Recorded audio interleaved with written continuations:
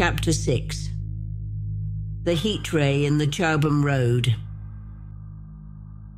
It is still a matter of wonder how the Martians are able to slay men so swiftly and so silently.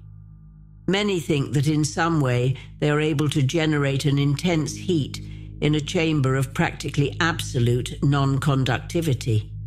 This intense heat they project in a parallel beam against any object they choose, by means of a polished parabolic mirror of unknown composition, much as the parabolic mirror of a lighthouse projects a beam of light.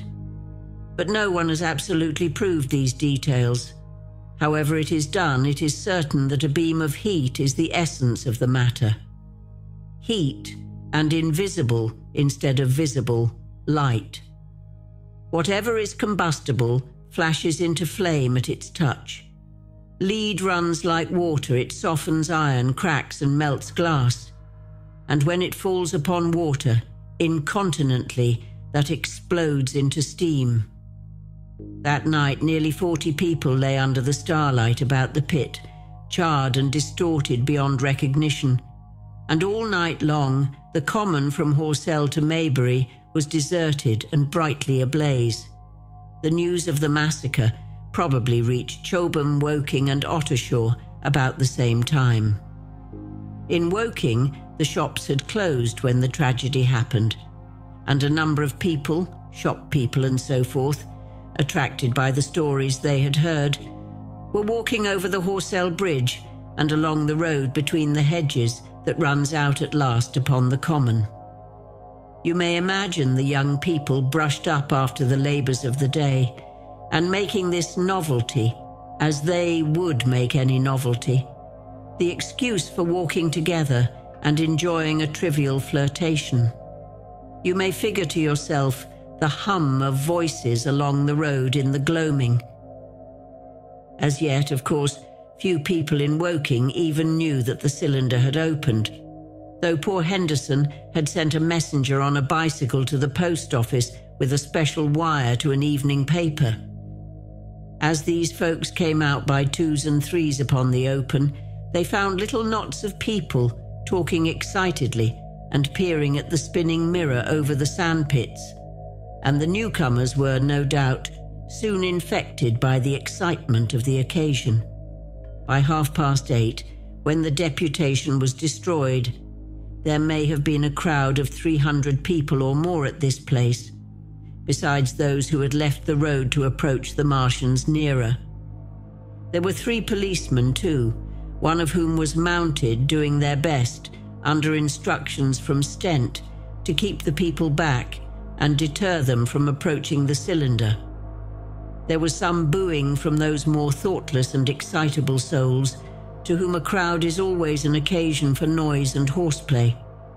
Stent and Ogilvy, anticipating some possibilities of a collision, had telegraphed from Horsell to the barracks as soon as the Martians emerged, for the help of a company of soldiers to protect these strange creatures from violence.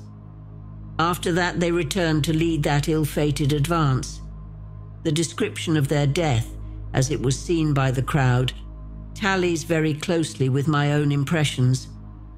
The 3 puffs of green smoke, the deep humming note and the flashes of flame. But that crowd of people had a far narrower escape than mine. Only the fact that a hummock of heathery sand intercepted the lower part of the heat ray saved them. Had the elevation of the parabolic mirror been a few yards higher, none could have lived to tell the tale.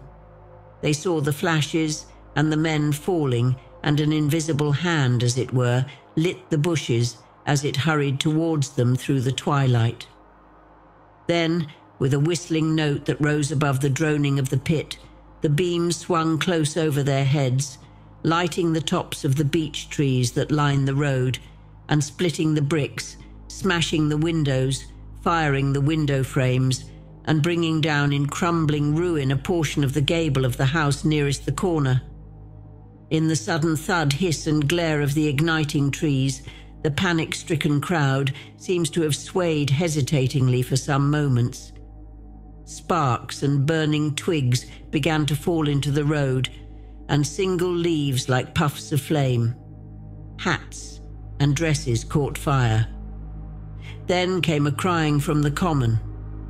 There were shrieks and shouts, and suddenly a mounted policeman came galloping through the confusion with his hands clasped over his head, screaming. "They're coming!" a woman shrieked, and incontinently everyone was turning and pushing at those behind in order to clear their way to Woking again. They must have bolted as blindly as a flock of sheep. Where the road grows narrow and black between the high banks, the crowd jammed, and a desperate struggle occurred. All that crowd did not escape. 3 persons at least, 2 women and a little boy, were crushed and trampled there, and left to die amid the terror and the darkness.